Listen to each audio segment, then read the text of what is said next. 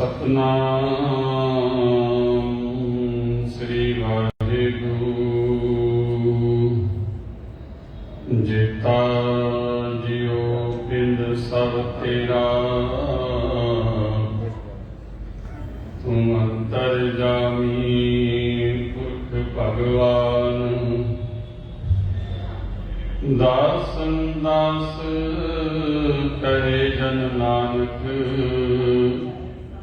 जिहा तू कराए तिहा हूँ करी वख्यान।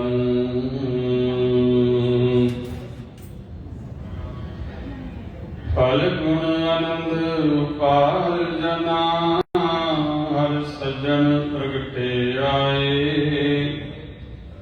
संत सहाई राम के, कर कृपा दिया मिलाए। हर गुण आनंद पार जना, हर सजन प्रगटे आए। संत सहाई राम के, कर कृपा दिया मिलाए। सेज सुहावी सर्व सुख, हुण दुखा नाही जाए। किछ पुनी वड भागणी, वर पाया हर राय। मिल सहिया मंगल गावही, गीत गोविंद अलाए। हर जिहार नाम दिसई, कोई दूजा लवे ना लाए। हलत पलत सवारियों, न चल नित्यान जाए।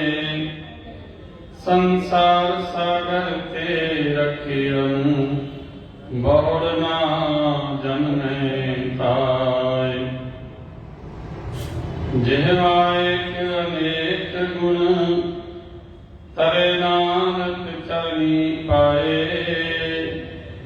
फल गुण नित सलाहिए, जिसनो तिल ना तमाय। जिहवाए अनेक गुण, तरे नानक चरनी पाए। फल गुण नित सलाहिए, जिसनो तिल ना तमाए। जुगो जुग अटल शब्दों अवतार, चमन तख्त दे मालक। गुरता गद्दी ते विराजमान, साहिबे बरकत साहिबे करामात। सर्ब सांझी वालता दे प्रतीक, धन धन साहिब श्री गुरु ग्रंथ साहिब जी की पावन पवित्र गोद अंदर जुड़ बैठे गुरु सवारे सत्संगी जानो। सारे ही गुरु की बख्शी हुई फतेह नाल सांझ पाओ। वाहिगुरू जी का खालसा, वाहिगुरू जी की फतेह। ये जिहड़ा गुरमुख समागम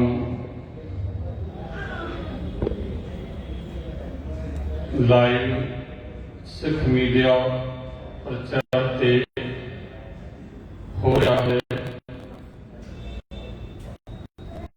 फगन दे महीने की विचार करनी है।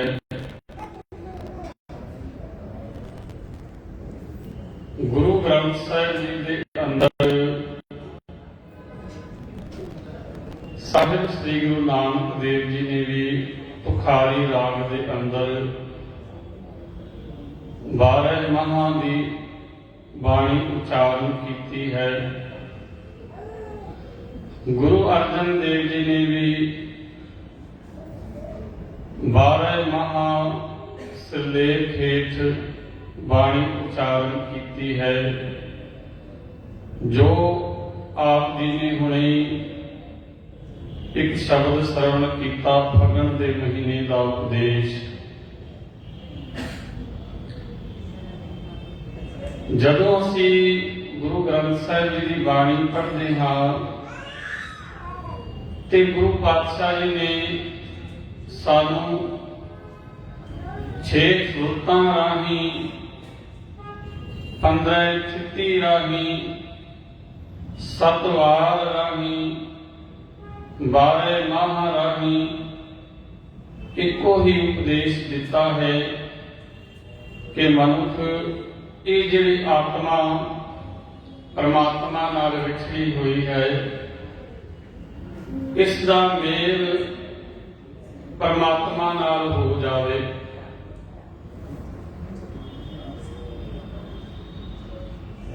ਗੁਰੂ ਪਾਤਸ਼ਾਹ ਜੀ ਨੇ ਜਦੋਂ ਬਾਣੀ ਉਚਾਰਨ ਕੀਤੀ 12 ਮਾਹਾਂ ਦੀ ਤੇ ਇਹਦੇ 14 ਸ਼ਬਦ ਨੇ, ਥੋੜਾ ਜਿਹਾ ਪਲੀਜ਼ ਧਿਆਨ ਕਰਦਾ ਹੈ ਬੀਬੀ ਜੀ।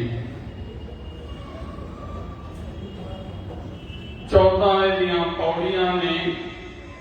ਪਹਿਲੀ ਪੌੜੀ ਦੇ ਅੰਦਰ ਭੂਮਿਕਾ ਦੇ ਅੰਦਰ ਗੁਰੂ ਪਾਤਸ਼ਾਹ ਜੀ ਨੇ ਅਰਦਾਸ ਕੀਤੀ ਹੈ।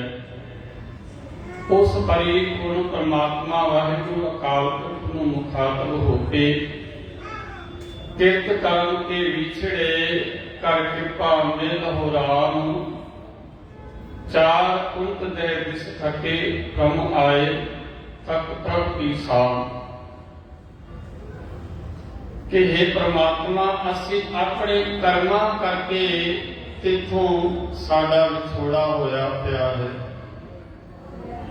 ਤੇ ਤੇਰੇ ਨਾਲ ਵਿਛੜ ਕੇ ਸਾਡੀ ਕੋਈ ਪਾਇਆ ਨਹੀਂ। ਕਿਉਂਕਿ ਜਿਸ ਤਰ੍ਹਾਂ ਪਾਤਸ਼ਾਹ ਬਾਣੀ ਵਿੱਚ ਨਾਲ ਕਹਿੰਦੇ ਨੇ ਕਿ ਜਦ ਬਿਨ ਸਾਥ ਮਿਲਾਵਟੀ ਉਪਜੇ ਨਾਹੀ ਰਾਮ, ਜੇ ਪੈੜੀ ਦੇ ਅੰਦਰ ਫਸਲ ਨੂੰ ਪਾਣੀ ਨਾ ਦਿੱਤਾ ਜਾਏ ਤੇ ਫਸਲ ਸੁੱਕ ਜਾਂਦੀ ਹੈ, ਉਹਦੇ ਵਿੱਚੋਂ ਚੰਗੀ ਫਸਲ ਨਹੀਂ ਹੁੰਦੀ ਤੇ ਚੰਗੀ ਕੀਮਤ ਨਹੀਂ ਮਿਲਦੀ ਉਹਦੀ।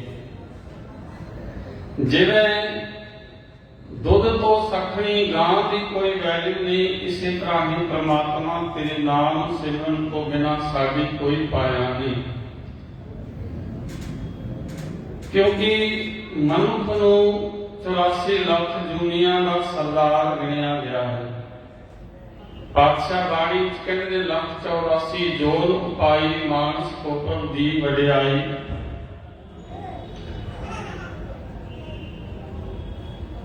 ਇਸ ਮਨੁੱਖ ਨੂੰ ਸੰਸਾਰ ਦੇ ਅੰਦਰ ਭੇਜਿਆ ਹੈ। ਇਸ ਵਾਸਤੇ ਅਸੀਂ ਰੋਜ਼ ਰਹਿਰਾਸ ਸਾਹਿਬ ਦੇ ਅੰਦਰ ਪੜ੍ਹਦੇ ਹਾਂ, ਭਈ ਪ੍ਰਾਪਤ ਮਾਨੁਖ ਦੇ ਹੋਇਆ ਗੋਬਿੰਦ ਮਿਲਣ ਕੀ ਇਹ ਤੇਰੀ ਬਰੀਆ। ਕਿ ਤੈਨੂੰ ਇਹ ਸੋਹਣਾ ਸਰੀਰ ਮਿਲਿਆ ਤੇ ਮਿਲਿਆ ਖਾਸ ਵਾਸਤੇ ਕਿ ਪਰਮਾਤਮਾ ਦਾ ਸਿਮਰਨ ਕਰ ਕਰਕੇ ਪਰਮਾਤਮਾ ਵਿੱਚ ਹੀ ਲੀਨ ਹੋ ਜਾਣਾ, ਪਰਮਾਤਮਾ ਵਿੱਚ ਹੀ ਸਮਾ ਜਾਣਾ। ਇਸ ਕਰਕੇ ਤੈਨੂੰ ਮਨੁੱਖਾ ਜਨਮ ਮਿਲਿਆ। ਕਿਉਂਕਿ 84 ਲੱਖ ਜੂਨੀਆਂ ਗੁਰਬਾਣੀ ਦੇ ਅੰਦਰ ਗੁਰੂ ਪਾਤਸ਼ਾਹ ਜ਼ਿਕਰ ਕਰਦੇ ਨੇ, ਭਗਤ ਜਨਾਂ ਨੇ ਜ਼ਿਕਰ ਕੀਤਾ ਹੈ ਕਿ 42 ਲੱਖ ਜੀ ਜਲ ਮੇ ਹੋਤੇ, 42 ਲੱਖ ਜੀਵ ਜਿਹੜੇ ਹਨ ਉਹ ਪਾਣੀ ਦੇ ਅੰਦਰ ਹਨ, 42 ਲੱਖ ਜੀਵ ਇਸ ਧਰਤੀ ਤੇ। ਪਰ ਉਹਨਾਂ ਸਾਰਿਆਂ ਤੋਂ ਸ੍ਰੇਸ਼ਟ ਜੂਨੀ ਮਨੁੱਖ ਦੀ ਹੈ। ਪਾਤਸ਼ਾਹ ਕਹਿੰਦੇ ਨੇ ਆਵਰ ਜੋਨ ਤੇਰੀ ਪਨਹਾਰੀ, ਇਸ ਧਰਤੀ ਵਿੱਚ ਤੇਰੀ ਸਿਕਦਾਰੀ। ਤੈਨੂੰ 84 ਲੱਖ ਜੂਨੀਆਂ ਦਾ ਸਰਦਾਰ ਬਣਾ ਦਿੱਤਾ। ਇਸ ਕਰਕੇ ਜੇ ਭਗਤ ਕਬੀਰ ਜੀ ਕਹਿੰਦੇ ਕਬੀਰ ਮਾਨਸ ਜਨਮ ਦੁਰੰਗ ਹੈ ਹੋਏ ਨਾ ਬਾਰੰਬਾਰ, ਜੋ ਬਨ ਫਲ ਪਾਕੇ ਭੋਏ ਗਏ ਬਹੁ ਨਾ ਲਾਗੇ ਡਾਰ। ਮਨੁੱਖਾ ਜਨਮ ਤੈਨੂੰ ਮਿਲਿਆ ਤੇ ਬਾਰ-ਬਾਰ ਨਹੀਂ ਮਿਲਦਾ। ਜਿਵੇਂ ਇੱਕ ਦਰਖਤ ਦੇ ਉੱਤੇ ਇੱਕ ਫਲ ਲੱਗਾ ਹੋਇਆ ਹੈ, ਫਲ ਪੱਕ ਕੇ ਜ਼ਮੀਨ ਤੇ ਡਿੱਗ ਗਿਆ ਤਾਂ ਉਹ ਫਲ ਉੱਤੇ ਦੁਬਾਰਾ ਨਹੀਂ ਲੱਗ ਸਕਦਾ। ਇਸੇ ਤਰ੍ਹਾਂ ਜੇ ਤੇਰਾ ਇਹ ਮਨੁੱਖਾ ਜਨਮ ਐਵੇਂ ਹੀ ਵਿਅਰਥ ਚਲਾ ਗਿਆ ਨਾ, फिर तेन 84 लाख जूनिया चों भटकना पएगा। पातशाह बाणी कहते ने इस पौड़ी ते जो नर चुके आए जाए दुख पाएगा। भाव एक मनुख एक स्टैप चढ़ के एक पौड़ी चढ़ के जदों छत ते पहुंचता है, अखीरली पौड़ी तो पैर फिसलिया, फिर थले आके जमीन ते डिगा, फिर जो छत ते जाना पेगा ते उन्होंने एक एक स्टैप फिर दोबारा एक एक पौड़ी दोबारा चढ़ के ऊपर तक जाना पेगा। इस करके गुरबाणी के अंदर गुरु पातशाह जी ने समझाया सानू ते इस वास्ते करना की चाहिए है। 12 माह दे विच पहली पौड़ी के अंदर अरदास है।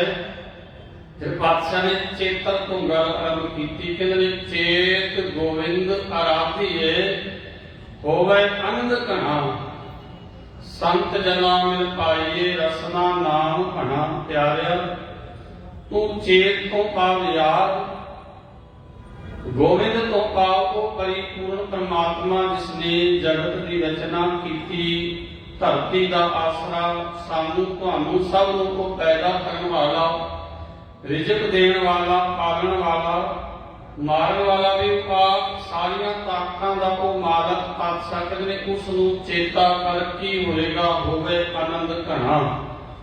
तेरे हिरदे दे अंदर जिहड़ा तेरा हिरदा टिकदा नहीं, जिन्हों शांति नहीं मिलती, इस भजदे होए मन नूं इस अशांत हिरदे नूं टिका मिल जाएगा, अंदर आनंद पैदा हो जाएगा।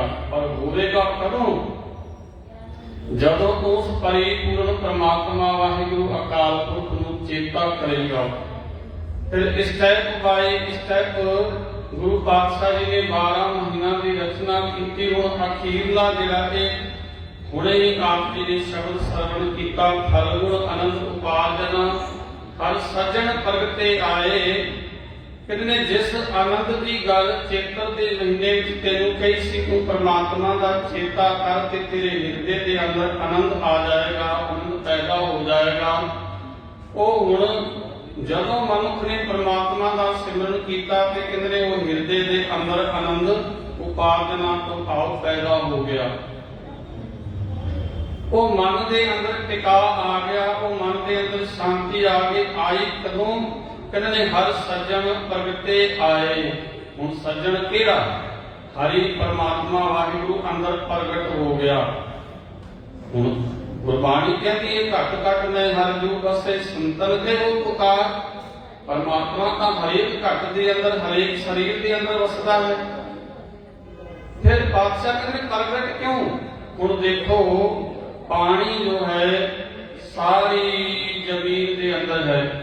उसी जमीन को कितों भी पुटो जाके चलो पानी निकलेगा, पर प्रगट उथे ही होता है जिथे मनुष्य ने बोर करके या मोटर लगा के या खूह पुट के पानी प्रगट किया, उथे ही पानी प्रगट होता है। इसी तरह जिन्हां ने हरि परमात्मा वाहिगुरु नूं चेता किया, उन्होंने हिरदे के अंदर आनंद पैदा हो गया। आनंद एक अवस्था है। आनंद जो है वो नहीं जो असी कह देंगे एक बार प्रसादा छकिया ते कह देता आनंद आ गया, स्वादला पदार्थ खादा ते कह देता आनंद आ गया। उस आनंद की गल नहीं। असी किसी विछड़े हुए मित्र नूं मिले काफी समय तो बाद ते असी कह देंगे तेनों अज मिलके बड़े समय बाद मिलाप होया, तेनों मिलके बड़ा आनंद आया, पर वो आनंद नहीं। इत्थे गुरु पातशाह किहड़े आनंद की गल करते हैं? गुरु पातशाह कहते आनंद आनंद सब को कहे आनंद गुरु ते जाणिया। जदों ये आनंद पैदा होता है ना, तो फिर एक पूछो गुरु अर्जन देव जी पातशाह को, तत्ती तवी दे उत्ते बैठे ने साईं मियां मीठी आ गए, की देखते ने कि जिहदे आले दुआले इतनी संगत इतनी रहमतां दे मालक जिन्हां दे बारे भट्टां ने कह दिता ਧਰਨ ਗਗਨ ਨਵਖੰਡ ਮਹਿ ਜੋਤ ਸਰੂਪੀ ਰਹੋ ਭਵ ਭਨ ਮਥਰਾ ਕਛ ਭੇਦ ਨਹੀਂ। ਗੁਰੂ ਅਰਜਨ ਪ੍ਰਤੱਖ ਹਰ ਇਸ ਸੰਸਾਰ ਦੇ ਲੋਕੋ, ਜੇ ਕਿਸੇ ਨੇ ਇਸ ਧਰਤੀ ਦੇ ਉੱਤੇ ਪ੍ਰਤੱਖ ਤੌਰ ਤੇ ਪਰਮਾਤਮਾ ਦੇ ਦਰਸ਼ਨ ਕਰਨੇ ਹੋਣ ਤੇ ਪ੍ਰਤੱਖ ਤੌਰ ਤੇ ਦਰਸ਼ਨ ਤੁਸੀਂ ਗੁਰੂ ਅਰਜਨ ਦੇਵ ਜੀ ਦੇ ਕਰੋ, ਤੁਹਾਨੂੰ ਉਸ ਵਿੱਚੋਂ ਪਰਮਾਤਮਾ ਨਜ਼ਰ ਆਏਗਾ। ਤੇ ਗੁਰੂ ਪਾਤਸ਼ਾਹ ਗੁਰੂ ਅਰਜਨ ਦੇਵ ਜੀ ਜਦੋਂ ਤਤੀ ਤਵੀ ਦੇ ਉੱਤੇ ਬੈਠੇ ਨੇ ਤੇ ਸੰਸਾਰ ਨੂੰ ਦੱਸ ਰਹੇ ਨੇ ਕਿ ਆਨੰਦ ਦੀ ਅਵਸਥਾ ਇਹ ਹੈ ਕਿ ਜਿਹੜਾ ਆਨੰਦ ਅੰਮ੍ਰਿਤਸਰ ਦੀ ਧਰਤੀ ਤੇ ਰਹਿ ਕੇ ਸੀ, ਉਹੀ ਆਨੰਦ ਨੂੰ ਤਤੀ ਤਵੀ ਤੇ ਬੈਠ ਕੇ ਵੀ ਨਹੀਂ ਖਤਮ ਹੋਇਆ। ਸਾਈਂ ਮੀਆਂ ਮੀਰ ਜਿਹੜੇ ਆਪ कितनी बंदगी भजन करने वाले सन, वो देख के आप अंदरों तत्ते हो गए ते गुस्से विच लाल पीले होके कहने ने सतगुरु ये हालत तुसीं मैनूं हुक्म करो ते मैं दिल्ली ते लाहौर दी इतना विच खका देवां। ते गुरु पातशाह कहते ने साईं जी क्या हुआ जो तन तप रहा है। कहते ने छोड़ो प्रीति चांद से क्या हुआ जो तन तप रहा है, मन तो शांत है हरि नाम से। भाव शरीर के उत्ते रेता पवा के शरीर दे थले तत्ती तवी के उपर आप बैठे ने, थले अग बारी जा रही है, देग विच उबाला खा के भी अंदरों आनंद नहीं खत्म होया। कभी इस चांदनी चौक ते निगाह मारो, इत्थे भी एक पासे औरंगजेब कहता है सारे संसार के सुख तुहानू मिलणगे। तीन प्यार वाले सिख खड़े ने सामने, भाई मती दास जी, भाई सती दास जी, भाई दयाला जी। भाई मती दास जी नूं कहते ने देख तेनू संसार के सारे सुख मिलणगे जे तू मुसलमान बन जावे, कलमा पढ़ लवे। ते अगों वो जवाब देता है कि नहीं प्यारिया, मैं अपने गुरु तो मुखातब होके गुरु दे सन्मुख होके अपने इस अंतरे श्वासां तक मैं अपने गुरु तो मुनकर नहीं हो सकता। दो शरीर के फाड़ हो गए ने पर अंदरों जपजी साहिब की आवाज आ रही है। ये है आनंद की अवस्था। भाई मनी सिंह जी के शरीर के बंद बंद कटे जा रहे हैं, अंदरों सुखमनी साहिब चल रहा है। ये है आनंद की अवस्था। भाई दयाला जी नूं देखो, देग दे अंदर वालिया पर डोले नहीं। ये है आनंद की अवस्था। गुरु पातशाह कहते हैं आनंद की अवस्था वो है जदों जकरिया खान ते सिरां दे मुल पाउंदा सी, जदों मीर मन्नू ने सवा सवा मन पीसण बीबियां को लाहौर के अंदर जिन्हां ने घर कार लुट लाए, सिर दे साइयां का पता कोई नहीं, जिन्हां दे बच्चियां दे टोटे टोटे करके गले विच हार पवाए ते अखीर विच सारा दिन चक्की पी के ते जदों शाम नूं रसा का पाठ करके करदियां ना ते उदों भी कहदियां परमात्मा चार पहर दिन तेरे भाणे अंदर रजा अंदर सुखां नाल बतीत होया। ये है आनंद। आनंद एक आत्मक अवस्था का नाम है। इस वास्ते गुरु पातशाह इत्थे आनंद कह रहे ने, वो आनंद पैदा होया है जिहड़ा कदे भी नहीं मुकदा। पर होया कदों जदों अंदर हरि सजन परमात्मा वाहिगुरु अकाल पुरख हिरदे दे अंदर प्रगट हो गया। प्रगट ते तदों भी सी, वो है तदों भी सी, पर उहदे बारे नूं ज्ञान हो गया, उहदे बारे नूं सुरझी हो गई, उहदे बारे नूं बोध हो गया। पर ये ज्ञान मिलिया किथों? गुरु पातशाह कहते ज्ञान अंजन गुर दिया, अज्ञान अंधेर विनाश, हर कृपा ते संत भेजिया, नानक मन प्रगाश। जो गुरु ने ज्ञान का अंजन ज्ञान का सुरमा इन्हां अखां विच दिता ना, मन दीआं अखां विच, ते अंदरों जो ज्ञान प्रगट होया, फिर वो परमात्मा सरवरे कायनात के अंदर वसदा होया नजर आ गया। इस वास्ते गुरु पातशाह कहते ने प्यारिया वो सज्जन जो अंदर प्रगट हो गया, ਉਹਦੇ बारे ज्ञान हो गया, ਉਹਦੇ बारे सूझी हो गई, ਉਹਦੇ बारे समझ आ गई, ते फिर की होया कहते इस काम विच ਜਿਹੜੇ परमात्मा नूं समझण वास्ते, परमात्मा नूं ज्ञान ਦੇ ਗਿਆਨ ਬਾਰੇ ਦੇਣ ਵਾਸਤੇ ਜਿਹੜੇ ਸਹਾਇਕ ਬਣਦੇ ਹਨ ਉਹ ਹਨ ਪਰਮਾਤਮਾ ਦੇ ਸੰਤ ਜਨ, ਪਰਮਾਤਮਾ ਦੇ ਭਗਤ ਜਨ, ਜਿਹੜੇ ਆਪ ਸਵਾਸ ਨਾਮ ਜਪਦੇ ਨੇ, ਉਸ ਹਰੀ ਪਰਮਾਤਮਾ ਵਾਹਿਗੁਰੂ ਦੇ ਗੁਣਾਂ ਦੇ ਗੀਤ ਗਾਉਂਦੇ ਰਹਿੰਦੇ ਨੇ, ਅਸਲ ਵਿੱਚ ਉਹ ਸਹਾਇਕ ਬਣਦੇ ਨੇ। ਸੰਤ ਕਿਸੇ ਪਹਿਰਾਵੇ ਦਾ ਨਾਮ ਨਹੀਂ ਹੈ ਪਿਆਰ ਵਾਲਿਓ। ਗੁਰਬਾਣੀ ਦੇ ਅੰਦਰ ਸੰਤ ਗੁਰੂ ਵਾਸਤੇ ਵੀ ਸ਼ਬਦ ਆਇਆ ਹੈ, संत संगत वास्ते भी आया है, संत एक साधु वास्ते ने जिहड़ी परमात्मा दे रंग विच रंगी हुई रूह है, ਉਹਦੇ वास्ते भी शब्द वरत्या है।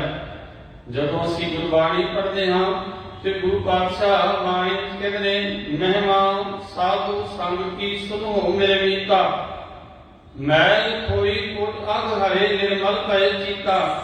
प्यारिया आ मैं तैनूं गुरु दी महिमा दसां, गुरु दी वडियाई दसां, साधु की संगत दस दी वडियाई दसां की कहते ने मैल कोई कोट अग हरे निर्मल पै चीता। हिरदे दे अंदर जिहड़ी जन्मांतरां दी मैल चढ़ी हुई सी ना, जन्म जन्म की मन को मल लागी, काला होवा स्याह खनली धोती उजली ना होवे, जे सौ थोवण पाप। कहते ने गुरु की संगत करके, संत की संगत करके, गुरमुख की संगत करके वो जिहड़ी मन उत्ते विकारां दी मैल चढ़ी हुई सी वो सारी उतर गई।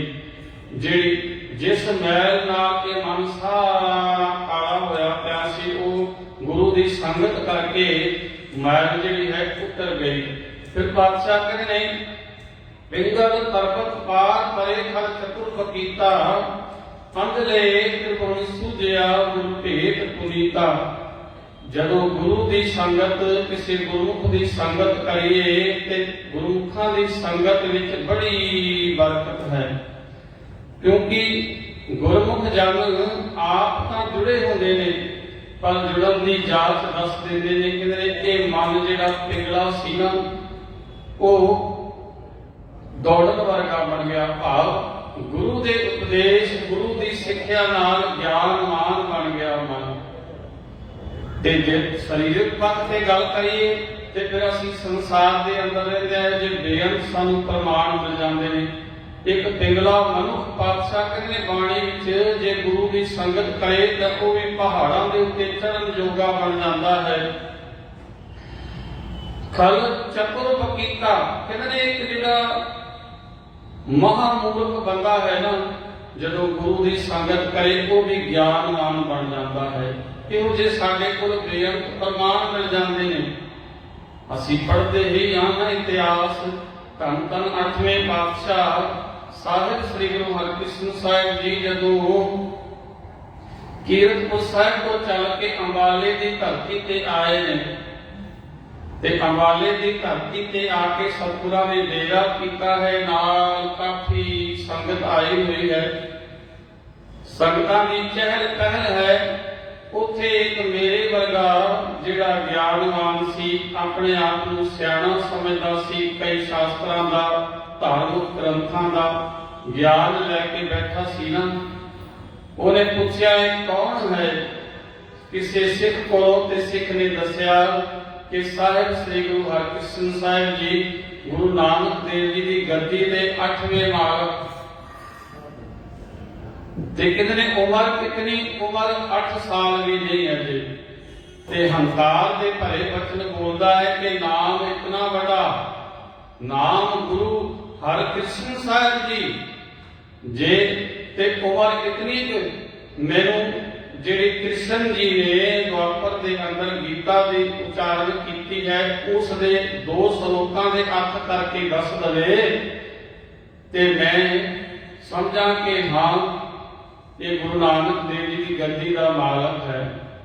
सिख नूं तां कहा क्योंकि ज्ञानवान बंदे के अंदर जदों ज्ञान का हंकार होवे ना ਤੇ ਉਹ ਟਿਕਣ ਨਹੀਂ ਦਿੰਦਾ। ਉਸ ਸਿੱਖ ਨੂੰ ਦੇਖਿਆ, ਉੱਥੋਂ ਚੱਲ ਕੇ ਦਰਬਾਰ ਦੇ ਅੰਦਰ ਵੀ ਆ ਗਿਆ। ਆ ਕੇ ਗੁਰੂ ਪਾਤਸ਼ਾਹ ਜੀ ਨੂੰ ਇਹੀ ਬਚਨ ਫਿਰ ਗੁਰੂ ਪਾਤਸ਼ਾਹ ਜੀ ਨੂੰ ਕਹੇ ਕਿ ਨਾਮ ਤੇ ਇਤਨਾ ਵੱਡਾ ਸ੍ਰੀ ਗੁਰੂ ਹਰਿਕ੍ਰਿਸ਼ਨ ਸਾਹਿਬ ਜੀ, ਕ੍ਰਿਸ਼ਨ ਜੀ ਨੇ ਗੀਤਾ ਉਚਾਰਨ ਕੀਤੀ ਹੈ, ਉਹਦੇ 2 ਸ਼ਲੋਕਾਂ ਦੇ ਕਿਤੇ ਅਰਥ ਹੀ ਮੈਨੂੰ ਕਰਕੇ ਦੱਸ ਦਿਓ। ਤੇ ਗੁਰੂ ਪਾਤਸ਼ਾਹ ਜੀ ਨੇ ਕਿਹਾ, ਪਿਆਰਿਆ, ਜੇ ਕਿਤੇ ਅਸੀਂ ਅਰਥ ਵੀ ਕਰ ਦੇਵਾਂਗੇ ਨਾ ਤੇ ਤੇਰੇ ਮਨ ਦੀ ਤਸੱਲੀ ਨਹੀਂ ਹੋਏਗੀ, ਤੇਰੇ ਮਨ ਦੀ ਤਸੱਲੀ ਨਹੀਂ ਹੋਏਗੀ। ਇਸ ਕਰਕੇ ਤੂੰ ਇਸ ਤਰ੍ਹਾਂ ਕਰ, ਤੂੰ ਜਾ ਆਪਣੇ ਇਲਾਕੇ ਵਿੱਚੋਂ ਜਿਹੜਾ ਬੰਦਾ ਤੈਨੂੰ ਚੰਗਾ ਲੱਗਦਾ ਹੈ ਤੂੰ ਉਹਨੂੰ ਲੈ ਕੇ ਆ, ਅਸੀਂ ਉਸ ਕੋਲੋਂ ਗੀਤਾ ਦੇ ਸ਼ਲੋਕਾਂ ਦੇ ਅਰਥ ਕਰਵਾ ਦੇਵਾਂਗੇ। ਇਹ ਬਚਨ ਕਹੇ ਤੇ ਇਹ ਗਿਆ। ਜਾ ਕੇ ਪਿੰਡ ਵਿੱਚੋਂ ਇੱਕ ਉਸ ਮਨੁੱਖ ਨੂੰ ਫੜ ਕੇ ਲਿਆਇਆ ਜਿਹੜਾ ਲੋਕਾਂ ਦੇ ਘਰ ਦੇ ਅੰਦਰ ਪਾਣੀ ਢੋਂਦਾ ਹੈ, ਜਿਹੜਾ ਬਚਪਨ ਤੋਂ ਗੂੰਗਾ ਵੀ ਹੈ ਤੇ ਬੋਲਾ ਵੀ ਹੈ। ਇੱਕ ਕੁਦਰਤੀ ਗੱਲ ਹੈ, ਜਿਹੜਾ ਬਚਪਨ ਤੋਂ ਗੂੰਗਾ ਹੋਏਗਾ ਉਹ ਬੋਲਾ ਵੀ ਹੋਏਗਾ, ਜੇ ਬੋਲਾ ਹੋਇਆ ਤੇ ਗੂੰਗਾ ਵੀ ਹੋਏਗਾ। ਨਾਮ ਹੈ ਉਹਦਾ ਛੱਜੂ ਚੀਵਰ। ਇਤਿਹਾਸ ਅੰਦਰ ਆਪ ਸਾਰੇ ਜਾਣਦੇ ਹੋ। ਜਦੋਂ ਇਹਨੇ ਆ ਕੇ ਲਿਆ ਕੇ ਸਾਹਮਣੇ ਬਿਠਾਇਆ ਤੇ ਇਤਿਹਾਸਕਾਰ ਲਿਖਦੇ ਨੇ, ਆਪ ਸਾਰੇ ਜਾਣਦੇ ਹੋ, ਗੁਰੂ ਪਾਤਸ਼ਾਹ ਜੀ ਨੇ ਮਿਹਰ ਦੀ ਦ੍ਰਿਸ਼ਟੀ ਕੀਤੀ, ਕਿਰਪਾ ਦੀ ਦ੍ਰਿਸ਼ਟੀ ਕੀਤੀ ਤੇ ਆਖਿਆ, ਛੱਜੂ, ਇਹ ਜਿਹੜਾ ਪੰਡਤ ਸ਼ਲੋਕ ਉਚਾਰਨ ਕਰੇਗਾ ਗੀਤਾ ਦੇ, ਉਸ ਦੇ ਤੂੰ ਅਰਥ ਕਰਨੇ ਨੇ। ਇੱਕ ਗੁਰਮੁਖ ਵਿਦਵਾਨ ਨੂੰ ਮੈਂ ਪੜ੍ਹਿਆ, ਉਹ ਲਿਖਦਾ ਹੈ ਕਿ ਇੱਕ ਇੱਕ ਸ਼ਲੋਕ ਦੇ 22 ਅਰਥ ਇਸ ਛੱਜੂ ਜੀਵਨ ਨੇ ਕਰ ਦਿੱਤੇ। ਕਿਉਂਕਿ ਜੇ ਉਹ ਮਾਲਕ ਕਿਰਪਾ ਕਰਨ ਤੇ ਆਵੇ ਤੇ ਗੁਰੂ ਪਾਤਸ਼ਾਹ ਕਹਿੰਦੇ ਨੇ ਫਿਰ ਉਹਦੇ ਘਰ ਇੱਕ ਨਹੀਂ ਲੱਖ ਖੁਸ਼ੀਆਂ ਪਾਤਸ਼ਾਹੀਆਂ, ਜੇ ਸਤਿਗੁਰ ਨਜ਼ਰ ਕਰੇ ਤੇ ਲੱਖਾਂ ਹੀ ਖੁਸ਼ੀਆਂ ਝੋਲੀ ਚ ਪਾ ਦਿੰਦਾ। ਹੁਣ ਇਤਨਾ ਗਿਆਨ ਦੇ ਦਿੱਤਾ ਉਸ ਨੂੰ, ਇਤਨੀ ਕੁ ਵਡਿਆਈ ਦੇ ਦਿੱਤੀ ਜਿਸ ਛੱਜੂ ਜੀਵਨ ਨੂੰ ਕੋਈ ਜਾਣਦਾ ਨਹੀਂ ਸੀ। ਉਹ ਛੱਜੂ ਜੀਵਨ ਜਿਹੜਾ ਬਚਪਨ ਤੋਂ ਗੂੰਗਾ ਤੇ ਬੋਲਾ, ਕਦੇ ਇੱਕ ਹੱਥ ਵਿੱਚ ਕਿਤਾਬ ਨਹੀਂ ਪਕੜਿਆ, ਕਦੇ ਕਲਮ ਨਹੀਂ ਪਕੜੀ, ਉਹਨੇ ਜਦੋਂ ਗੀਤਾ ਦੇ ਸ਼ਲੋਕਾਂ ਦੇ ਅਰਥ ਕੀਤੇ ਤੇ ਪੰਡਤ ਦਾ ਹੰਕਾਰ ਟੁੱਟ ਗਿਆ। ਉਸ ਉਤੇ ਬਰਕਤ ਵਰਤਾਈ। ਜਦੋਂ ਅਨੰਦਪੁਰ ਸਾਹਿਬ ਦੀ ਧਰਤੀ ਤੇ ਅੰਮ੍ਰਿਤ ਦਾ ਵਾਟਾ ਤਿਆਰ ਕੀਤਾ ਗਿਆ, 5 ਪਿਆਰਿਆਂ ਦੀ ਚੋਣ ਹੋਈ। ਉਹਨਾਂ 5 ਪਿਆਰਿਆਂ ਵਿੱਚੋਂ ਇੱਕ ਪਿਆਰਾ ਭਾਈ ਛੱਜੂ ਜੀ ਜੀਵਰ ਜੀ ਦੇ ਪਰਿਵਾਰ ਵਿੱਚੋਂ, ਉਹਦੇ ਕੁਲ ਵਿੱਚੋਂ ਆਇਆ ਹੈ। ਇਤਨੀ ਬਰਕਤਾਂ ਗੁਰੂ ਪਾਤਸ਼ਾਹ ਕਹਿੰਦੇ ਉਹ ਪਰਮਾਤਮਾ ਦੇਣ ਤੇ ਆਵੇ। ਗੁਰੂ ਕੋਲ ਵੀ ਇਤਨੀ ਸਮਰੱਥਾ ਹੈ, ਗੁਰੂ ਵੀ ਪਰਮਾਤਮਾ ਦਾ ਹੀ ਰੂਪ ਹੁੰਦਾ ਹੈ ਜੇ ਪੂਰਨ ਗੁਰੂ ਹੋਵੇ। ਤੇ ਪਾਤਸ਼ਾਹ ਕਹਿੰਦੇ ਪਿੰਗਲ ਪਰਬਤ ਪਾਰ ਕਰੇ ਕਲ ਚਤੁਰ ਬਕੀਤਾ, ਅੰਦਰੇ ਤ੍ਰਿਗੁਣ ਸੁਜਿਆ ਗੁਰ ਭੇਦ ਪੰਗਤਾ, ਮਹਿਮਾ ਸਾਧੂ ਸੰਗ ਕੀ ਸੁਣੋ ਮੇਰੇ ਗੀਤਾ। ਇਸ ਕਰਕੇ ਸਾਧੂ ਦੀ, ਗੁਰੂ ਦੀ, ਸੰਤ ਦੀ, ਗੁਰਮੁਖ ਦੀ ਇਹ ਮਹਿਮਾ ਹੈ। ਪਾਤਸ਼ਾਹ ਕਹਿੰਦੇ ਜਦੋਂ ਤੂੰ ਉਹਦੇ ਕੋਲ ਬੈਠੇਗਾ ਤੇ ਉਹ ਪਰਮਾਤਮਾ ਦੇ ਨਾਮ ਸਿਮਰਨ ਕਰਨ ਵਿੱਚ ਸਹਾਇਕ ਬਣਦੇ ਨੇ। ਪਾਤਸ਼ਾਹ ਕਹਿੰਦੇ ਨੇ ਅੱਗੇ, ਸੰਤ ਸਹਾਈ ਰਾਮ ਕੇ ਕਰ ਕਿਰਪਾ ਦਿਆ ਮਿਲਾਏ। ਉਹਨਾਂ ਦੀ ਸੰਗਤ ਦੇ ਵਿੱਚ ਬੈਠ ਕੇ ਪਰਮਾਤਮਾ ਦਾ ਨਾਮ ਸਿਮਰਨ ਕਰੇਗਾ ਤੇ ਉਹ ਸਹਾਇਤਾ ਕਰਦੇ ਫਿਰ ਹੋਏਗਾ ਕਿ ਸੇਜ ਸੁਹਾਵੀ ਸਰਬ ਸੁਖ ਹੁਣ ਦੁੱਖਾਂ ਨਾਣੀ ਜਾਏ। ਜਿਹੜੀ ਹਿਰਦੇ ਰੂਪੀ ਸੇਜਾ ਹੈ ਨਾ ਉਹ ਸੋਹਣੀ ਬਣ ਗਈ ਜਦੋਂ ਸਿਮਰਨ ਕੀਤਾ। ਅੰਦਰੋਂ ਦ્વੈਤ ਭਾਵਨਾ ਖਤਮ ਹੋ ਗਈ। ਕਾਮ, ਕ੍ਰੋਧ, ਲੋਭ, ਮੋਹ, ਅਹੰਕਾਰ, ਈਰਸ਼ਿਆ, ਨਿੰਦਿਆ, ਚੁਗਲੀ ਜਿਤਨੇ ਔਗੁਣ ਸਨ ਨਾ ਸਾਰੇ ਹੀ ਅੰਦਰੋਂ ਨਿਕਲ ਗਏ। ਹੁਣ ਹਿਰਦੇ ਦੇ ਅੰਦਰ ਆ ਗਏ ਸਤ, ਸੰਤੋਖ, ਦਇਆ, ਧਰਮ, ਧੀਰਜ, ਨਿਮਰਤਾ, ਸਹਿਨਸ਼ੀਲਤਾ, ਉਚਾਰਨ, ਜਿਤਨੇ ਚੰਗੇ ਗੁਣ ਨੇ ਉਹ ਸਾਰੇ ਹੀ ਹਿਰਦੇ ਵਿੱਚ ਆ ਗਏ। ਹੁਣ ਅੰਦਰ ਜਦੋਂ ਮਨੁੱਖ ਚੰਗੇ ਗੁਣਾਂ ਦਾ ਧਾਰਨੀ ਬਣ ਗਿਆ ਨਾ ਤੇ ਹਿਰਦਾ ਕਹਿੰਦੇ ਆਪੇ ਹੀ ਸੋਹਣਾ ਹੋ ਗਿਆ। ਹੁਣ ਜਦੋਂ ਮਨੁੱਖ ਨੇ ਅਵਗੁਣ ਛੱਡ ਦਿੱਤੇ, ਚੰਗੇ ਗੁਣਾਂ ਦਾ ਧਾਰਨੀ ਬਣ ਗਿਆ, ਹੁਣ ਹਿਰਦੇ ਦੇ ਅੰਦਰ ਆਨੰਦ ਵੀ ਪੈਦਾ ਹੋ ਗਿਆ, ਹੁਣ ਸੁੱਖ ਵੀ ਆ ਗਿਆ। ਹੁਣ ਹਿਰਦੇ ਦੇ ਅੰਦਰ ਦੁੱਖਾਂ ਵਾਸਤੇ ਕੋਈ ਥਾਂ ਨਹੀਂ। ਅੱਗੇ ਕਹਿੰਦੇ ਨੇ ਇੱਛ ਪੁਨੀ ਵਡ ਭਾਗੜੀ ਵਰਤਾਇਆ ਹਰ ਰਾਏ। ਹੁਣ ਮਨ ਦੀਆਂ ਸਾਰੀਆਂ ਇੱਛਾਵਾਂ ਪੂਰਨ ਹੋ ਗਈਆਂ। ਹੁਣ ਸਭ ਤੋਂ ਵੱਡੀ ਇੱਛਾ ਇਹ ਹੈ ਕਿ ਪਰਮਾਤਮਾ ਦਾ ਸਿਮਰਨ ਕਰਨਾ, ਨਾਮ ਜਪਣਾ, ਉਹਦੀ ਭਜਨ ਬੰਦਗੀ ਕਰਨੀ। ਇਹ ਸਾਰਿਆਂ ਨਾਲ ਇੱਛਾ, ਕਿਉਂਕਿ ਜਦੋਂ ਮਨੁੱਖ ਪਰਮਾਤਮਾ ਦੇ ਨਾਮ ਸਿਮਰਨ ਦਾ ਧਾਰਨੀ ਬਣ ਜਾਂਦਾ ਹੈ ਨਾ, ਹਿਰਦੇ ਵਿੱਚ ਪਰਮਾਤਮਾ ਦੇ ਨਾਮ ਨੂੰ ਟਿਕਾ ਲੈਂਦਾ ਹੈ, ਫਿਰ ਪਾਤਸ਼ਾਹ ਕਹਿੰਦੇ ਨੇ ਅੰਦਰ ਭੁੱਖ ਖਤਮ ਹੋ ਜਾਂਦੀ ਹੈ। ਅਸੀਂ ਰੋਜ਼ ਪੜ੍ਹਦੇ ਹਾਂ, ਸਾਚਾ ਨਾਮ ਮੇਰਾ ਆਧਾਰ, ਸਾਚ ਨਾਮ ਆਧਾਰ ਮੇਰਾ, ਜਿਨ ਭੁੱਖਾਂ ਸਭ ਗਵਾਈਆਂ, ਇੱਛਾ ਰਹੀ ਕੋਈ ਨਹੀਂ ਅੰਦਰ। ਫਿਰ ਕਹਿੰਦੇ ਨੇ ਸਾਚ ਨਾਮ ਆਧਾਰ ਮੇਰਾ, ਜਿਨ ਭੁੱਖਾਂ ਸਭ ਗਵਾਈਆਂ, ਕਰ ਸ਼ਾਂਤ ਸੁਖ ਮਨ ਆਏ ਵਸਿਆ, ਜਿਨ ਇੱਛਾ ਸਭ ਪੁਜਾਈਆਂ। ਸਾਰੀਆਂ ਇੱਛਾ ਪੂਰਨ ਹੋ ਗਈਆਂ। ਕਹਿੰਦੇ ਹਿਰਦੇ ਦੇ ਅੰਦਰ ਸ਼ਾਂਤੀ ਆ ਗਈ, ਸਹਿਜ ਅਵਸਥਾ ਆ ਗਈ, ਟਿਕਾ ਆ ਗਿਆ, ਆਨੰਦ ਆ ਗਿਆ। ਸਾਰੇ ਚੰਗੇ ਗੁਣਾਂ ਦਾ ਧਾਰਨੀ ਨੂੰ ਉਦੋਂ ਬਣ ਗਿਆ ਜਦੋਂ ਪਰਮਾਤਮਾ ਦੇ ਨਾਮ ਨੂੰ ਆਪਣੇ ਜੀਵਨ ਦਾ ਆਸਰਾ ਬਣਾ ਲਿਆ। ਫਿਰ ਕੀ ਹੋਇਆ? ਕਹਿੰਦੇ ਮਿਲ ਸਹੀਆ ਮੰਗਲ ਗਾਵਹੀ ਗੀਤ ਗੋਵਿੰਦ ਅਲਾਏ। ਹੁਣ ਜਿਹੜੇ ਪਰਮਾਤਮਾ ਦੇ ਭਗਤ ਜਨ, ਪਰਮਾਤਮਾ ਦਾ ਸਿਮਰਨ ਕਰਨ ਵਾਲੇ, ਨਾਮ ਜਪਣ ਵਾਲੇ, ਉਹ ਸਤਸੰਗੀ ਸਹੇਲੀਆਂ, ਜੀਵ ਇਸਤਰੀਆਂ ਭਾਵ ਸਿਮਰਨ ਕਰਨ ਵਾਲੇ ਜਿਹੜੇ ਨੇ, ਉਹਨਾਂ ਦੀ ਸੰਗਤ ਵਿੱਚ ਬੈਠ ਕੇ ਪਰਮਾਤਮਾ ਵਾਹਿਗੁਰੂ ਦਾ ਸਿਮਰਨ ਕਰਦੇ ਨੇ, ਉਹਦੇ ਗੋਬਿੰਦ ਦੇ ਗੀਤ ਆਲਾਪਦੇ ਨੇ। ਹਰ ਜਿਹਾ ਔਰ ਨਾ ਦਿਸਈ, ਕੋਈ ਦੂਜਾ ਲਵੇ ਨਾ ਲਾਏ। ਜਿਉਂ ਜਿਉਂ ਮਨੁੱਖ ਸਿਮਰਨ ਕਰਦਾ ਹੈ, ਨਾਮ ਜਪਦਾ ਹੈ, ਉਹਦੀ ਭਜਨ ਬੰਦਗੀ ਕਰਦਾ ਹੈ, ਤਿਉਂ ਤਿਉਂ ਮਨੁੱਖ ਦਾ ਵਿਸ਼ਵਾਸ ਵੱਡਾ ਹੁੰਦਾ ਹੈ, ਉਹਦਾ ਵਿਸ਼ਵਾਸ ਵੱਧਦਾ ਹੈ ਕਿ ਪਰਮਾਤਮਾ ਵਰਗਾ ਉਹ ਸਮਰਥ ਕੋਈ ਨਹੀਂ। ਮਨੁੱਖ ਨੂੰ ਇਹ ਗਿਆਨ ਹੋ ਜਾਂਦਾ ਹੈ, ਫਿਰ ਮਨੁੱਖ ਦੇ ਅੰਦਰ ਉਸ ਪਰਮਾਤਮਾ ਦੇ ਪ੍ਰਤੀ ਹੀ ਇਤਨਾ ਵਿਸ਼ਵਾਸ ਵੱਧ ਜਾਂਦਾ ਹੈ ਕਿ ਮਨੁੱਖ ਹੋਰ ਕਿਸੇ ਆਸਰੇ ਦੀ ਉਮੀਦ ਹੀ ਨਹੀਂ ਕਰਦਾ।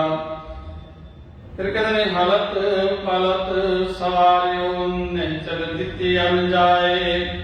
ਹਲਤ ਕਹਿੰਦੇ ਨੇ ਇਸ ਲੋਕ ਨੂੰ, ਪਰਲੋਕ ਕਹਿੰਦੇ ਨੇ ਪਰਲੋਕ ਨੂੰ। ਪਰਮਾਤਮਾ ਦਾ ਨਾਮ ਸਿਮਰਨ ਕਰਨ ਨਾਲ ਇਹ ਲੋਕ ਅਤੇ ਪਰਲੋਕ ਦੋਵੇਂ ਹੀ ਸਵਰ ਜਾਂਦੇ ਨੇ। ਸੰਸਾਰ ਸਾਗਰ ਤੇ ਰੱਖੀਅਨ ਬਹੁੜ ਨਾ ਜਨਮੇ ਤਾਏ। ਇਸ ਸੰਸਾਰ ਭਵ ਸਾਗਰ ਤੋਂ ਪਰਮਾਤਮਾ ਰੱਖ ਲੈਂਦਾ ਹੈ, ਭਾਵ ਬਾਰ-ਬਾਰ ਜਨਮ ਮਰਨ ਦਾ ਗੇੜ ਖਤਮ ਹੋ ਜਾਂਦਾ ਹੈ ਜਦੋਂ ਮਨੁੱਖ ਸਿਮਰਨ ਕਰਦਾ ਹੈ, ਭਜਨ ਬੰਦਗੀ ਕਰਦਾ, ਉਸ ਮਾਲਕ ਨਾਲ ਆਪਣਾ ਚਿੱਤ ਜੋੜ ਲੈਂਦਾ ਹੈ।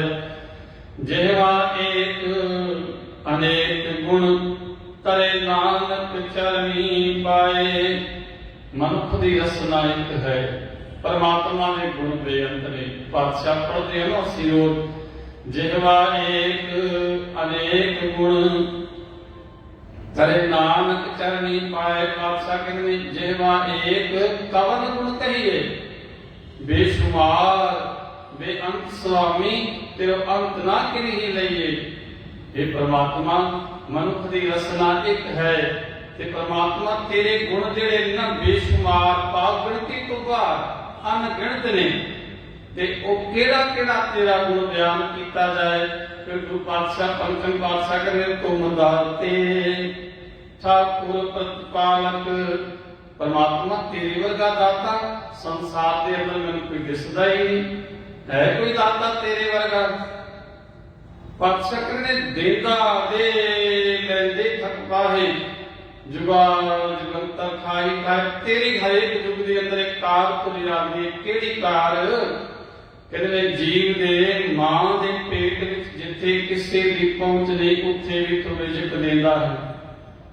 ਸੰਸਾਰ ਤੇ ਆਇਆ ਜਿਹੜਾ ਬੱਚਾ ਅਜੇ ਸੰਸਾਰ ਵਿੱਚ ਉਹਨੇ ਅੱਖਾਂ ਆ ਕੇ ਖੋਲੀਆਂ ਨੇ, ਉਹਦੇ ਦੰਦ ਨਹੀਂ ਹਨ, ਉਹ ਕੋਈ ਚੰਗੀ ਚੀਜ਼ ਚਬਾ ਕੇ ਨਹੀਂ ਖਾ ਸਕਦਾ, ਪਰ ਪਰਮਾਤਮਾ ਉਹਦੇ ਆਉਣ ਤੋਂ ਪਹਿਲੋਂ ਦੇ ਤੈ ਰਿਜਕ ਸਵਾਹਾ, ਪਿੱਛੋਂ ਦੇ ਤੈ ਜੰਤ ਉਪਾਹ। ਪਹਿਲਾਂ ਤੂੰ ਉਸਦੀ ਮਾਂ ਦੀਆਂ ਥਣਾਂ ਵਿੱਚ ਦੁੱਧ ਪੈਦਾ ਕਰ ਦਿੱਤਾ, ਉਹਦੀਆਂ ਮਾਂ ਦੀਆਂ ਥਣਾਂ ਵਿੱਚ। ਤੁਸੀਂ ਸਮਾਜ ਦੇ ਅੰਦਰ ਰਹਿੰਦੇ ਆ, ਬੱਚਾ ਬਾਅਦ ਵਿੱਚ ਆਉਂਦਾ ਹੈ ਸੰਸਾਰ ਤੇ, ਪਰ ਮਾਂ ਦੀਆਂ ਥਣਾਂ ਵਿੱਚ ਦੁੱਧ ਪਹਿਲੋਂ ਆ ਜਾਂਦਾ ਹੈ। ਤੇ ਕਿਤਨੇ ਮਾਂ ਦੀਆਂ ਥਣਾਂ ਵਿੱਚ ਦੁੱਧ ਪਹਿਲੋਂ ਆ ਗਿਆ, ਬੱਚਾ ਬਾਅਦ ਵਿੱਚ ਆਇਆ। ਕਿੰਨਾ ਵੱਡਾ ਦਾਤਾ ਹੈ ਪਰਮਾਤਮਾ। ਸੈਲ ਪੱਥਰ ਮੇਂ ਜੰਤੁ ਪਾਏ, ਕਾਕਾ ਰਿਜਕ ਆਗੇ ਕਰ ਧਰਿਆ। ਪੱਥਰ ਦੇ ਅੰਦਰ ਕੀੜਾ ਪੈਦਾ ਕੀਤਾ, ਉਹਨੂੰ ਵੀ ਤੂੰ ਰਿਜਕ ਦੇ ਰਿਹਾ ਹੈ। ਨਾਨਕ ਚਿੰਤਾ ਮਤ ਕਰੋ, ਚਿੰਤਾ ਤਿਸ ਹੀ ਕੇ ਜਲ ਮਹਿ ਜੰਤ ਉਪਾਏ। ਕਿਤਨਾ ਵੀ ਰੁਚੀ ਦੇ ਉਥੇ ਹੱਥ ਨਾ ਚੱਲੇ, ਨਾ ਕੋ ਕਿਸ ਕਹੇ ਪ੍ਰਮਾਤਮਾ। ਕਿਤੇ ਤੂੰ ਐਡਾ ਵੱਡਾ ਦਾਤਾ ਹੈ, ਪਾਣੀ ਦੇ ਅੰਦਰ ਜੀਵ ਪੈਦਾ ਕੀਤਾ, ਪਰ ਪਾਣੀ ਦੇ ਅੰਦਰ ਉੱਥੇ ਨਾ ਕੋਈ ਹੱਟੀ ਭਾਵ ਕੋਈ ਦੁਕਾਨ ਨਹੀਂ ਲਗਾਉਂਦਾ, ਨਾ ਕੋਈ ਉੱਥੇ ਕਿਸਾਨੀ, ਨਾ ਕੋਈ ਉੱਥੇ ਫਸਲ ਬੀਜਦਾ ਹੈ। ਇਸ ਕਰਕੇ हे ਪ੍ਰਮਾਤਮਾ, ਤੇਰੇ ਵਰਗਾ ਦਾਤਾ ਮੈਨੂੰ ਸੰਸਾਰ ਦੇ ਅੰਦਰ ਨਜ਼ਰ ਨਹੀਂ ਆਉਂਦਾ, ਕਿਉਂਕਿ ਪਾਣੀ ਦੇ ਅੰਦਰ ਵੀ ਜੀਵਾਂ ਨੂੰ ਦਾਤਾ ਦੇਣ ਵਾਲਾ ਹੈ। ਇਸ ਕਰਕੇ ਗੁਰੂ ਪਾਤਸ਼ਾਹ ਕਹਿੰਦੇ ਨੇ, हे ਪ੍ਰਮਾਤਮਾ ਤੂੰ ਦਾਤਾ ਹੈ, ਤੁਮ ਦਾਤੇ ਠਾकुर ਪ੍ਰਤਪਾਲਕ, ਨਾਇਕ ਖਸਮ ਹਮਾਰੇ। ਨਿਮਖ ਤੁਮ ਹੀ ਪ੍ਰਤਪਾਲੋ, ਹਮ ਬਾਰਕ ਤੁਮਰੇ ਤਾਰੇ। ਇਹ ਗੁਣ ਗੁਰੂ ਅਰਜਨ ਦੇਵ ਪਾਤਸ਼ਾਹ ਗਿਣਾ ਰਹੇ ਨੇ ਉਸ ਪਰਿਪੂਰਨ ਪਰਮਾਤਮਾ ਵਾਹਿਗੁਰੂ ਦੇ। ਤੇ ਇੱਥੇ ਵੀ ਗੁਰੂ ਪਾਤਸ਼ਾਹ ਇਹ ਕਹਿੰਦੇ ਨੇ, ਪਰਮਾਤਮਾ ਮਨੁੱਖ ਦੀ ਇੱਕ ਰਸਨਾ, ਤੇਰੇ ਗੁਣ ਅਨੇਕ ਨੇ, ਪਰ ਪਰਮਾਤਮਾ ਤੇਰੇ ਚਰਨਾਂ ਨਾਲ ਧਿਆਨ ਕਰਕੇ, ਤੇਰੇ ਚਰਨਾਂ ਨਾਲ ਜੁੜ ਕੇ ਹੀ ਇਹ ਸੰਸਾਰ ਸਮੁੰਦਰ ਤੋਂ ਪਾਰ ਲੰਘਿਆ ਜਾ ਸਕਦਾ ਹੈ। ਇਸ ਵਾਸਤੇ ਅਖੀਰ ਵਿੱਚ ਹਜੂਰ ਕਹਿੰਦੇ ਨੇ, ਫਲ ਗੁਣ ਨਿਤ ਸਰਾਹੇ, ਜਿਸ ਨੂੰ ਤਿਲ ਨਾ ਕਮਾਏ। ਫੱਗਣ ਦੇ ਮਹੀਨੇ ਵਿੱਚ ਉਸ ਪਰਿਪੂਰਨ ਪਰਮਾਤਮਾ ਵਾਹਿਗੁਰੂ ਦਾ ਸਿਮਰਨ ਕਰਨਾ ਚਾਹੀਦਾ ਹੈ, ਜਿਸ ਨੂੰ ਇੱਕ ਤਿਲ ਜਿਤਨਾ ਵੀ ਤਮਾ ਤੋਂ ਪਾਵ ਲਾਲਚ ਨਹੀਂ ਹੈ। ਪਰਮਾਤਮਾ ਨੂੰ ਆਪਣੇ ਨਾਮ ਸਿਮਰਨ ਕਰਾਉਣ ਦਾ ਲਾਲਚ ਨਹੀਂ ਹੈ, ਕਿਉਂਕਿ ਅਸੀਂ ਰੋਜ਼ ਪੜ੍ਹਦੇ ਹਾਂ। ਪਾਤਸ਼ਾਹ ਕਹਿੰਦੇ ਨੇ, ਜੇ ਸਭ ਮਿਲ ਕੇ ਆਖਣ ਪਾਹੇ, ਵੱਡਾ ਨਾ ਹੋਵੇ ਘਾਟ ਨਾ ਜਾਏ। ਜੇ ਸਾਰੇ ਮਿਲ ਕੇ ਉਹਨੂੰ ਵੱਡਾ ਆਖੀਏ ਤੇ ਸਾਡੇ ਕਹਿਣ ਨਾਲ ਵੱਡਾ ਨਹੀਂ ਹੋ ਸਕਦਾ, ਕਿਉਂਕਿ ਵੱਡਾ ਤਾਂ ਹੈ। ਤੇ ਜੇ ਉਹ ਸਾਰੇ ਮਾੜਾ ਕਹੀ ਜਾਏ, ਸਾਡੇ ਕਹਿਣ ਨਾਲ ਪਰਮਾਤਮਾ ਮਾੜਾ ਨਹੀਂ ਹੋ ਸਕਦਾ। ਇਸ ਕਰਕੇ ਪਰਮਾਤਮਾ ਜਿਹੜਾ ਹੈ ਬੇਅੰਤ ਹੈ।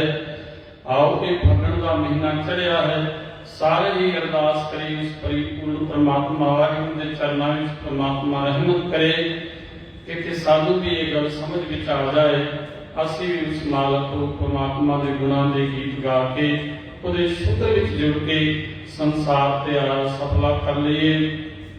ਮੇਰੇ ਪਿਆਰ ਵਾਲੇ ਵੀਰ ਭਾਈ ਸਾਹਿਬ ਜੀ, ਭਾਈ ਹਰਤੀਰਥ ਸਿੰਘ ਜੀ ਸੋਢੀ, ਜੋ ਆਪ ਬਹੁਤ ਸੋਹਣਾ ਬਸਪਿਨਾ ਕੀਰਤਨ ਕਰਦੇ ਨੇ, ਉਹਨਾਂ ਦਾ ਧੰਨਵਾਦ।